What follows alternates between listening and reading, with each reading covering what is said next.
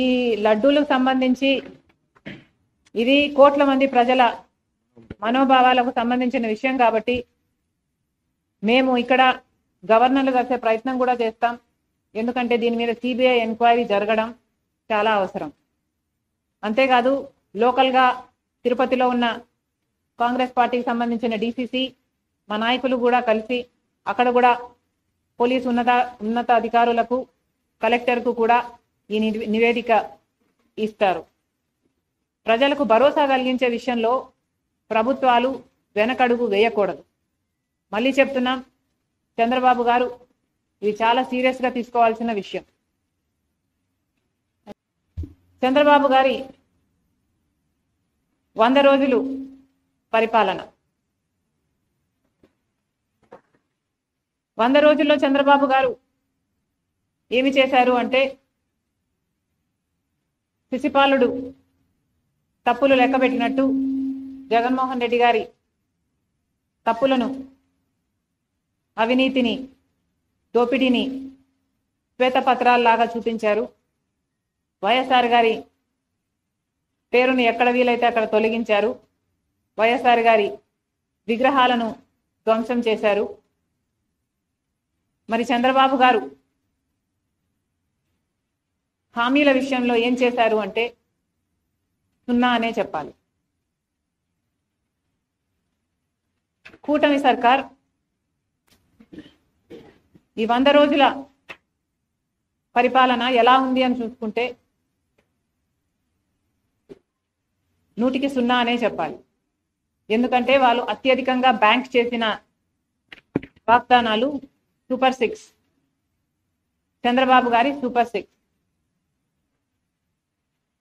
చంద్రబాబు గారు చెప్పిన మాట, 100 రోజుల్లో మేము రాష్ట్రాన్ని గాడిలో పెడతాము, 100 రోజుల్లో మేము పక్కా యాక్షన్ ప్లాన్ను రూపొందిస్తాము, 100 రోజుల్లోనే మేము అద్భుతాలు చేస్తామని చెప్పిన చంద్రబాబు గారు 100 రోజులు దాటిపోయినా కూడా ఇప్పటి వరకు సూపర్ 6లో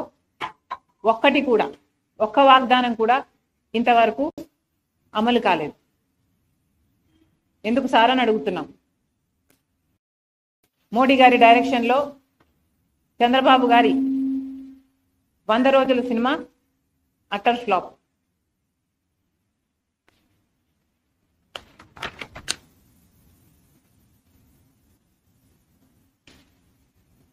ఎవరు కూడా 100 రోజుల్లోనే అన్ని హామీలు అమలు చేయాలి అని మేము కూడా అంటం లేదు. కానీ ఒక మోసపూరిత ప్రభుత్వాన్ని దించి ఇంకో ప్రభుత్వాన్ని ప్రజలు ఎన్నుకున్నప్పుడు ఆ కొత్త ప్రభుత్వము వాళ్ళ పక్షాన నిలబడుతుందని ఎంతో ఆశగా ఓట్లేసినప్పుడు కనీసం మీరు ఇచ్చిన వాగ్దానాలలో ఒక్కటి కూడా నిలబెట్టుకోకపోవడం వెరీ డిసప్పాయింటింగ్. చంద్రబాబు గారి సూపర్ 6లో మొట్టమొదటిది రైతులకి 20,000 రూపాయలు ప్రతి ఏడాది ఇస్తామన్నారు. అన్నదాత సుఖీభవ అనుకుంటా దాని పేరు. మరి ఎంతో మంది రైతులు, కనీసం 50 లక్షల కుటుంబాలు ఈ పథకం కోసం ఇంకా ఎదురు చూస్తూనే ఉన్నారు. ఇటీవల వరదలు కూడా వచ్చాయి. చంద్రబాబు గారు చెప్పిన విషయం, 7 లక్షల ఎకరాలలో నష్టం వాటిల్లింది, వాళ్ళందరికీ నష్టపరిహారం ఇస్తానన్నాడు. 17వ తేదీ లోపల అది విడుదల కూడా చేస్తానన్నాడు. ఆ 17 కాస్త దాటేపోయింది. ఇంతవరకు ఆ నష్టపరిహారమే ఇంకా ఇవ్వలేదు. ఇక సూపర్ 6లో చెప్పిన రైతులకి 20,000 రూపాయలు చంద్రబాబు గారు ఎప్పుడు ఇస్తారో ఇంతవరకు రైతులంతా ఎదురు చూస్తూనే ఉన్నారు. ఇది కాకుండా 20 లక్షల ఉద్యోగాలు ఇస్తామన్నాడు చంద్రబాబు గారు. 20 లక్షల ఉద్యోగాలు ఇవ్వలేకపోతే 3,000 రూపాయలు నిరుద్యోగ భృతి ఇస్తానన్నాడు చంద్రబాబు గారు.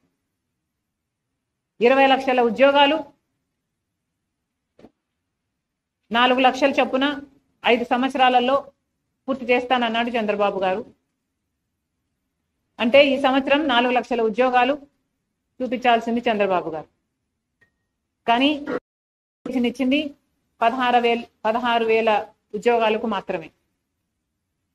మిగతా ఉద్యోగాలు ఎలా ఇస్తున్నారు, దాని ప్రణాళిక ఏమిటి, కోచింగ్ల కోసం తయారయ్యే బిడ్డలు ఎంతోమంది ఉన్నారు, లక్షలలో ఈ బిడ్డలంతా ఎదురు చూస్తున్నారు వాళ్ళకు ఉద్యోగాలు వస్తాయి అని.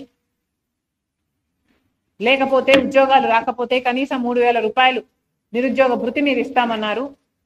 అది ఎప్పుడు ఇస్తారో దాని కార్యాచరణ ఏది ప్రకటించలేదు. మీరు గత టర్మ్ చూసి తీసుకున్న 2014లో చంద్రబాబు గారు ముఖ్యమంత్రి అయినప్పుడు 2,000 రూపాయలు నిరుద్యోగ భృతి అని అప్పుడు కూడా చెప్పారు. కానీ అది గాలి కొట్టుకోపోయింది. ఈసారి కూడా నిరుద్యోగ భృతి 3,000 రూపాయలని మీరు మేనిఫెస్టోలో చెప్పారు. ఇది కూడా కొట్టుకోపోతుందో ఏమో అని మా ఆందోళన. ఇది కాకుండా తల్లికి వందనం అంతేనా, తల్లికి వందనం అనే స్కీమ్ కింద ప్రతి బిడ్డకు, తల్లికి ఎంతమంది బిడ్డలు ఉంటే అంతమంది బిడ్డలకు, చంద్రబాబు గారి మాటల్లో చెప్పాలంటే ఒకరైతే ఒకరికి, ఇద్దరైతే ఇద్దరికి, ముగ్గురైతే ముగ్గురికి, నలుగురైతే ఏకంగా 60,000 రూపాయలు అని చెప్పారు చంద్రబాబు గారు. మరి తల్లికి వందనం పథకం ఏమైంది? తల్లికి బిడ్డలకి పంగనామాలు పెట్టే కార్యక్రమం ఏమైనా చేస్తున్నారా? స్కూల్ ఫీజులు కట్టుకునే సమయం అయిపోయింది. మరి ఎప్పుడు చంద్రబాబు గారు దీన్ని అమలు చేస్తారో కళ్ళలో ఒత్తులేసుకొని బిడ్డలు తల్లులు ఎదురు చూస్తున్నారు. ఈ పథకం కూడా అమలు కాలేదు. ఇక ప్రతి మహిళకు 18 సంవత్సరాల నుంచి ఇంకొక పథకం, ఇది 4th మహాశక్తి పథకం కింద చంద్రబాబు గారు ప్రతి మహిళకు ప్రతి నెల, ప్రతి మహిళకు అంటే 18 సంవత్సరాల నుంచి 59 సంవత్సరాల వరకు ఈ ఏజ్ గ్రూప్లలో ఉన్న వాళ్ళకి 1,500 రూపాయలు ప్రతి నెల ఇస్తానన్నాడు చంద్రబాబు గారు. ఇది చాలా హెవీ బడ్జెట్ స్కీమ్. ఇంత 1000 కోట్లు 1,500 కోట్లు ప్రతి నెల ఖర్చు అయ్యే స్కీమ్. ఇంత పెద్ద వాగ్దానం చంద్రబాబు గారు చాలా సులువుగా ఇచ్చారు. మరి ఇది అమలు చేసే చిత్తశుద్ధి చంద్రబాబు గారికి ఉందా లేదా, ఆ ఉద్దేశమైనా ఉందా, చంద్రబాబు గారు స్పష్టం చేయాలి. ప్రతి మహిళని నేను ఒక శక్తిగా చేస్తాను అని పెద్ద పెద్ద మాటలు చెప్పారు చంద్రబాబు గారు.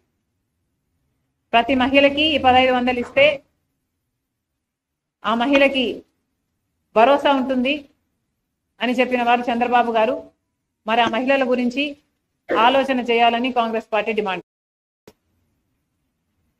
ఇంకొకటి, సంవత్సరానికి 3 సిలిండర్లు ఉచితం అన్నారు. ఇప్పుడేమో దీపావళి అంటున్నారు. మొన్న కూడా ఇలాగే ఇంకొక పథకం, బస్సు ఉచితం అన్న పథకం ఇండిపెండెన్స్ డేకి అన్నారు. ఇండిపెండెన్స్ డే దాటే పోయింది. ఇంకా పక్క రాష్ట్రం తెలంగాణలో, కర్ణాటకలో వాగ్దానం చేసింది కాంగ్రెస్ పార్టీ, ఉచిత బస్సు వాగ్దానం నిలబెట్టుకుంది. మరి అక్కడ రోజుల్లోనే వారం గడవక ముందే పక్క రాష్ట్రంలో అమలు చేయగలిగినప్పుడు మరి చంద్రబాబు గారికి ఇక్కడ ఇంత చిన్న స్కీము, ఒక 250 కోట్లు చేస్తుందేమో ఇది, ఇంత చిన్న స్కీము అమలు చేయడానికి కూడా 100 రోజులు సరిపోలేదు చంద్రబాబు గారు. ఒక మహిళ బస్సు ఎక్కితే ఆ బస్సు ఎక్కిన మహిళకు ఉచితం ఇవ్వడానికి ఇబ్బంది ఏమిటో, దీనికి ప్రణాళిక ఏమిటో మాకైతే అర్థం కావటం లేదు. కొత్త బస్సులు వేస్తారు అంటే మహిళా బస్సు అని సపరేట్గా పెడతారా? ఏమిటి మీ ఉద్దేశం? ఎక్కిన వాళ్ళకు ఉచితం ఇస్తామన్నారు, ఉచితం ఇవ్వచ్చు కదా. ఎందుకంటే ఇది మహిళల భద్రతకు సంబంధించిన విషయం. పక్క రాష్ట్రంలో ఇంతకు ముందు 35 లక్షల మంది మహిళలు బస్సు ఎక్కుతుంటే ఈ పథకం వచ్చిన తర్వాత 50 లక్షల మందికి అది పెరిగింది. అంటే ఎంత మహిళలు వాళ్ళ భద్రత ఉంది కాబట్టే ఈ మార్గాన్ని ఎంచుకుంటున్నారు అంటే ప్రభుత్వం ఆలోచన చేయాలి. ఇది మంచి పథకం కాదు కాబట్టే మహిళల కోసం కాంగ్రెస్ పార్టీ డిమాండ్ చేస్తున్నాం.